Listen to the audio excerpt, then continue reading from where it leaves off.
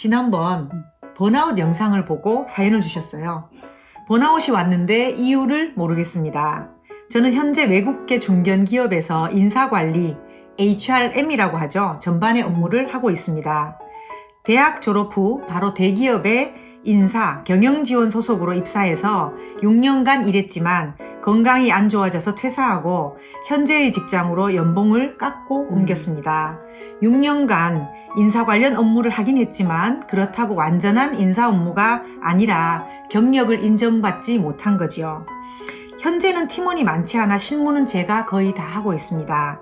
입사 후 정말 영혼을 갈아넣은 듯 일했습니다. 첫 직장 6년의 경력이 물경력이 된 것 같아 인사관리 분야에서 빨리 배워야 한다는 강박관념이 있었던 것 같습니다.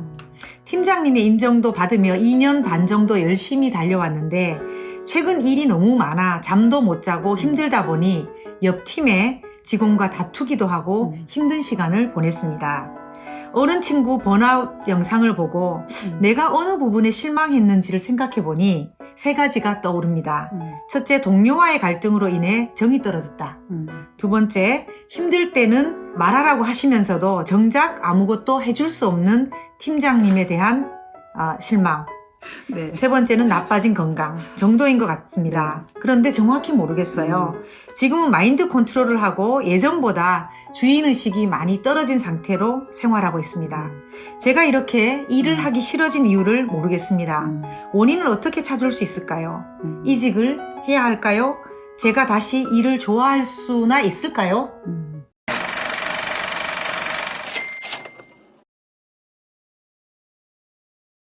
본인이 이제 번아웃이 왔다라고 생각하면서 보내준 사연입니다. 네. 일단 번아웃 상황이 맞는가요? 사연만 봐가지고는 번아웃은 아닌 걸로 보여져요.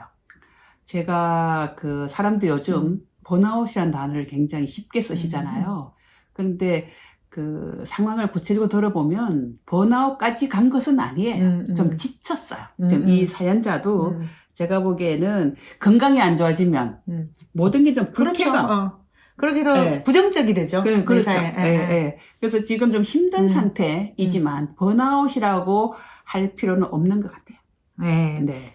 그럼 맞아요. 요즘 이제 나 번아웃이다. 이거 입에 달고 사는 사람들이 많거든요.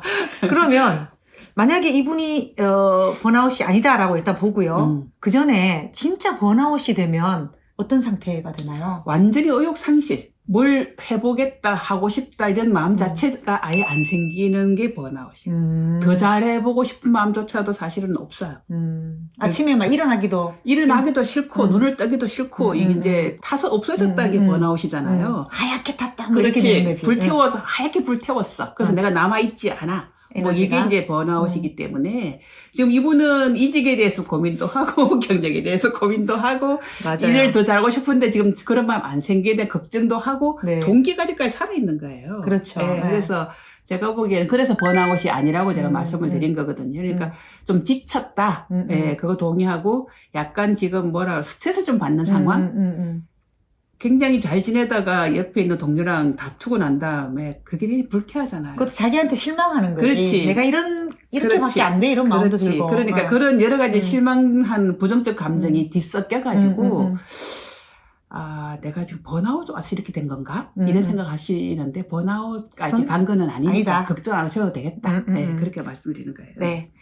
저 사연을 보니까 이분이 자기 커리어에 대한 걱정을 좀 많이 하고 계신 것 네. 같아요. 일단은 6년 동안 첫 직장에서 일을 했는데 인사 업무를 하긴 했지만 남들한테 인정받을 수 있는 업무는 아닌 것 같아.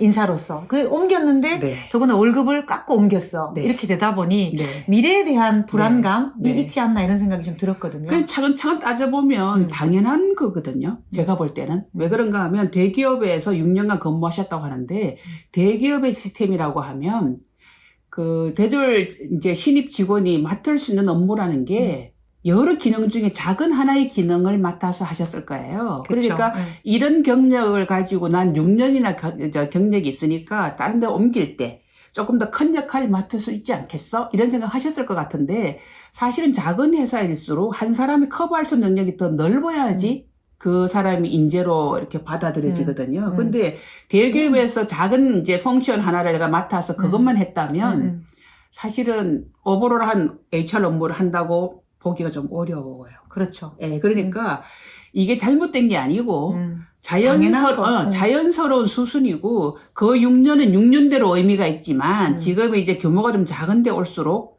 범위는 좀 더 넓어져야 돼요. 근데 넓어지려고 하고 보니까 또 그런 기회가 만약에 없다면 이제 다른 고민을 하셔야 되는 거지. 이제 이 구조가 잘 짜여져 있는 곳에 내 경력을 인정해 주는 곳에 가서 펑셔널 더 다양하게 경험하셔야지 되거든요. 네, 네. 그러니까 저는 그 말씀 주신 대로 너무 이렇게 나쁘게만 바라보지 않아도 된다라는 생각이 들었거든요. 네. 어쨌건 인사의 한 네. 구성원으로서 뭔가를 받고 네.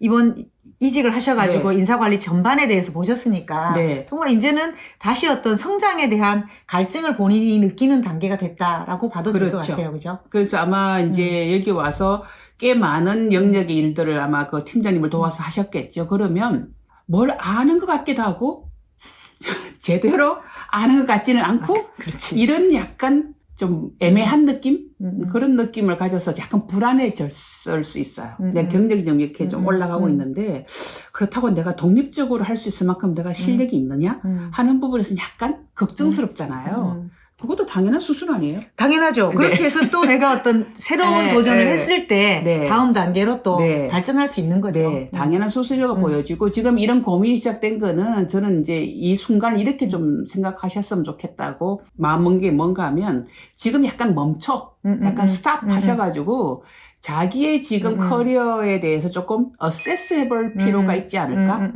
예, 그래서 지금 한 8년 정도 보낸 이 경력과 앞으로 내가 가야 될 경력에 대해서 내가 뭘 바라고 있는지, 어떤 커리어 플랜, 어떤 커리어 비전을 가지고 있는지 지금 어세스 해볼 타이밍이라고 네네. 저도. 보여져요. 예. 이분이 딴 데 조금 이제 그 입사 지원도 좀 해보고도 계신 것 같아요. 얘기도 네. 들어보고 그걸 조금 더 적극적으로 이직을 네. 당장 하겠다라는 생각보다는 네. 어떤 종류의 일들이 어떤 곳들에 있는지를 네. 먼저 확인한 네. 다음에 그렇다면 네. 내 경력을 봤을 때 다음으로 어떤 일을 해야 되는지를 네. 먼저 정하는 시간, 그 네. 시간을 가졌으면 좋을 것 같아요. 네.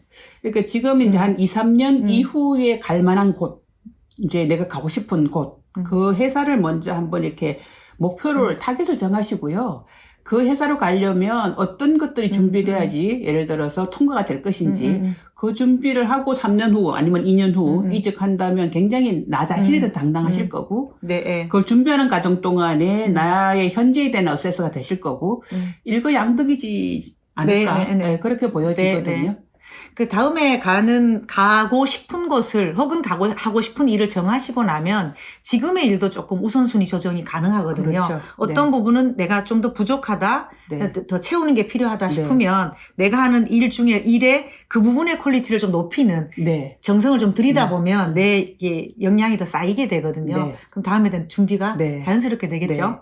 그래서 잠깐 쉬어갈 수 있는 계기가 생긴 거로 생각하시면 될 것 같은데 한 가지 더 조언을 드리고 싶은 것은 번아웃까지는 아니지만 좀 지치긴 하신 게 분명해 보여요. 그래서 우리가 삶의 중요한 가치들을 저글링 하면서 우리가 살고 있잖아요.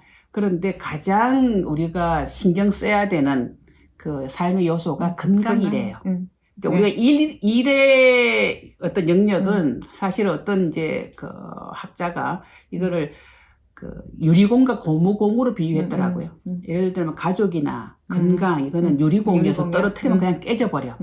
회복하기 어려워. 그런데 이 일은 고무공이라고 표현하더라고요. 떨어뜨려도 다시 튀어오를 수 있는 성질의 것이 일이래요. 그러니까 지금 건강을 일 때문에 희생해도 된다 이렇게 생각하시면 안 돼요. 네, 지금 네. 우선순위는 건강을 관리하시고 나하고 컨디션이 좀 좋아지잖아요.